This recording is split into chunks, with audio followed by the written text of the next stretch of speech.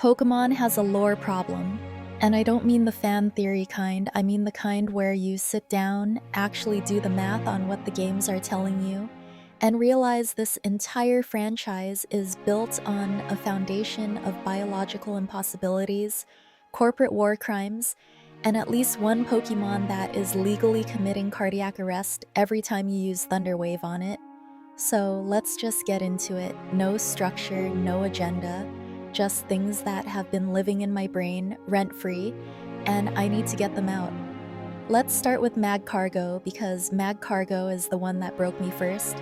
Magcargo's body temperature is approximately 18,000 degrees Fahrenheit, which, for context, is hotter than the surface of the sun. The game just tells you this, casually, in a Pokédex entry that a child reads between battles. But here's what the game doesn't tell you. An object radiating that much heat wouldn't just burn the grass under its feet. It would superheat the air around it instantly, creating a violent pressure wave, a localized thermal explosion that would shatter the eardrums of anyone standing within a mile. Your trainer's clothes would vaporize before they even finished throwing the Pokeball. The soil around it would turn into bubbling, boiling glass within seconds. And yet, in the games, Magcargo just slowly slimes around a volcano path. A hiker walks past it. A kid battles it with a Squirtle. Nobody is on fire, nobody is dead. The physics of this world are held together with absolutely nothing. And here's the thing that makes it worse. Magcargo is a slow Pokemon. Its speed stat is 30. It is one of the slowest creatures in existence. So this walking thermonuclear event, this thing that should be triggering a localized apocalypse just by existing near a town, gets outrun by a Caterpie. Now let's talk about Drifloon, because Drifloon is the opposite problem. Where Magcargo is too dangerous to exist, Drifloon is too pathetic to do the one thing it's famous for. Drifloon seeks out children and grabs their hands, but due to how light it is, it can be resisted easily and is often pulled around, which results in Drifloon running away from any children who are rough with it. And that's the official lore. But it gets so much worse when you look at the actual numbers. Drifloon is just 1.4 meters tall and weighs a mere 1.2 kilograms. Someone actually did the physics on this. Even if Drifloon were a complete vacuum inside, it could only lift about 5 grams of mass, nowhere near the 21.2 kilograms it would need to lift a child. In fact, by those numbers, Drifloon shouldn't even be able to float at all. So what's actually happening when a Drifloon tries to kidnap a child? The child grabs what they think is a balloon, and then Drifloon just gets dragged around like a sad helium balloon from a birthday party 3 days ago. The child is the kidnapper. Drifloon is the victim. Somewhere out there, a 6-year-old is throwing a ghost Pokemon into a closet and going to sleep, and the Pokédex is describing this as a supernatural threat to children. Okay, I want to pause here because I promised you something at the top that I haven't gotten to yet, and it's the one that actually made me stop and sit with it for a second. I'll get there. But first, I need to talk about Spoink, because Spoink is genuinely one of the most horrifying things in this franchise and nobody talks about it. Spoink has to constantly bounce on its tail to keep its heart beating. If it stops bouncing, it dies. That's the entry, that's canon. But think about what that actually implies. When Spoink falls asleep, its autonomic nervous system has to keep it bouncing like a sleepwalking pogo stick, or it dies in its sleep. Every single night is a gamble. But here's the part that should have gotten Game Freak sued. If you use Thunder Wave on a Spoink in battle, you're not just slowing it down. Thunder Wave causes paralysis. Paralysis stops movement. You are on live television, in front of a referee, in front of a stadium full of people committing cardiac arrest on a small bouncing pig, and the referee calls it a legal move. The crowd cheers. The commentator says, "Great strategy." And then there's Diglett, which is a different kind of horror. In every 3D Pokemon game, if a Diglett gets lifted by telekinesis or seismic toss, The developers go out of their way to make sure you still only see the dirt mound beneath it, which means the dirt isn't dirt, it's a fused, biological part of Diglett's skin. Diglett isn't digging through the earth, it's carrying a localized piece of the earth's crust as an exoskeleton. It is a living cork. And if you were to pull a Diglett fully out of the ground, you would be pulling that cork out of a wine bottle, conceptually exposing whatever elongated, worm-like nightmare exists underneath. Nobody has ever seen a Diglett's full body. The games have actively conspired to keep it that way. That's not a design oversight, that's a cover-up. Now, speaking of cover-ups, Shedinja. Shedinja is a hollow cicada husk that gains life when Ninkata evolves. Its Pokédex entry says that looking into the hollow crack on its back will steal your soul. That's the warning. That's the rule. But in every single 3D Pokemon game, when you send Shedinja into battle, the camera sits directly behind your Pokemon, which means your trainer is staring straight into that hollow crack for the entire fight. Every trainer who has ever used a Shedinja should be a soulless, empty shell standing silently in the grass. The fact that the protagonist keeps functioning after a Shedinja battle is either a plot hole or the protagonist has no soul to begin with, which honestly explains a lot about how they treat their Pokemon. Alright, I've been holding this back long enough. This is the one I mentioned at the start, the one that, once you see it, changes how you look at everything else in the franchise. Pokeballs.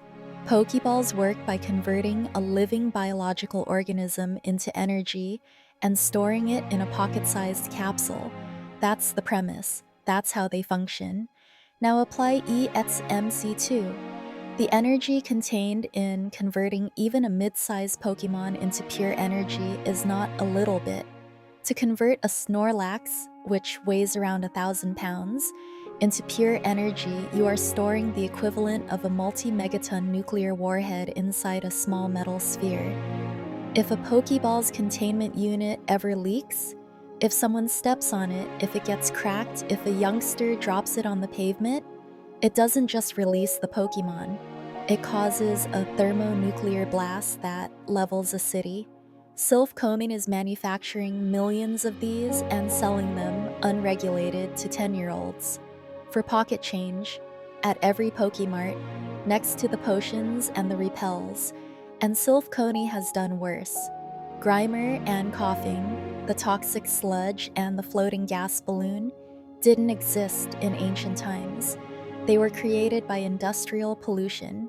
The games tell you this, which means Pokemon corporations actively polluted rivers and the atmosphere, created entirely new species of toxic Pokemon as a byproduct, and then turned around and sold Pokeballs to capture those same Pokemon.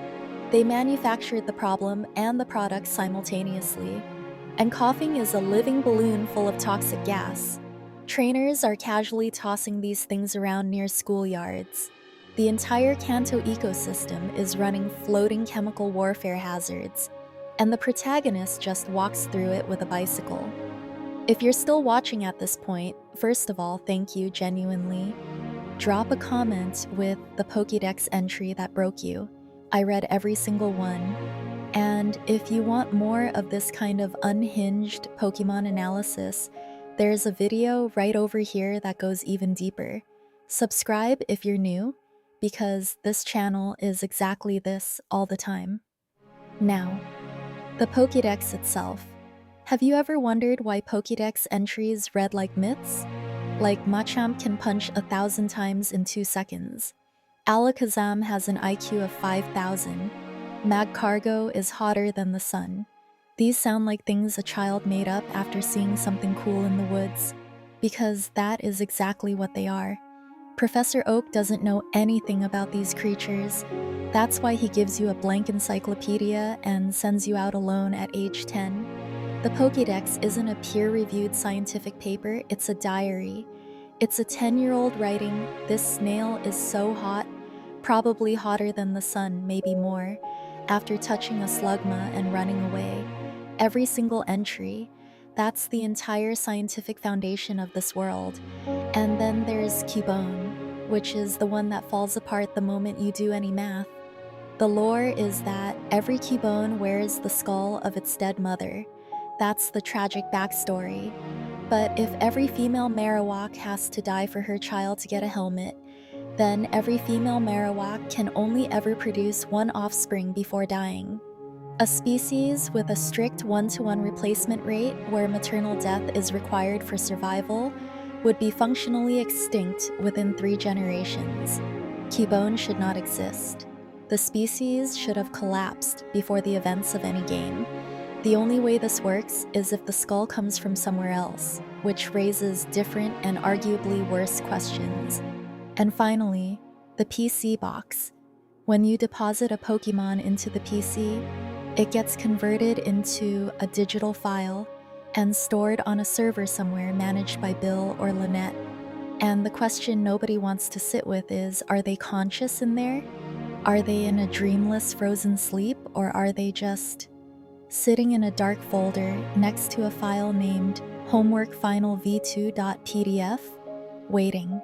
And if a trainer deletes a box to make room for a new catch, which every player has done, they are deleting sentient life from a server with a single click. No confirmation prompt, no warning, just gone. The most casual act of erasure in the history of any video game franchise. So here's where we land. Mag Cargo is a walking thermal event that should have destroyed every town it's ever been near. Dryfloon is a failed kidnapper that gets bullied by the children it's supposed to be taking to the underworld. Spoink is one thunderwave away from a cardiac event. Diglett is a living cork hiding a body nobody is ready to see.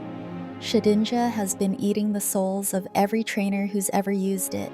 Pokeballs are unregulated nuclear warheads sold to children. Sylph Coney created its own pollution Pokemon and then sold you the tools to catch them. The Pokédex was written by a 10-year-old. Cubone's species should be mathematically extinct. And somewhere on a server, your old Raticate is sitting in a digital folder wondering why you never came back. This franchise has been running for decades. It is beloved by hundreds of millions of people, and it is built from the ground up on a pile of biological impossibilities, corporate negligence, and existential dread that nobody at Game Freak has ever had to answer for. And honestly, that's probably why we keep coming back.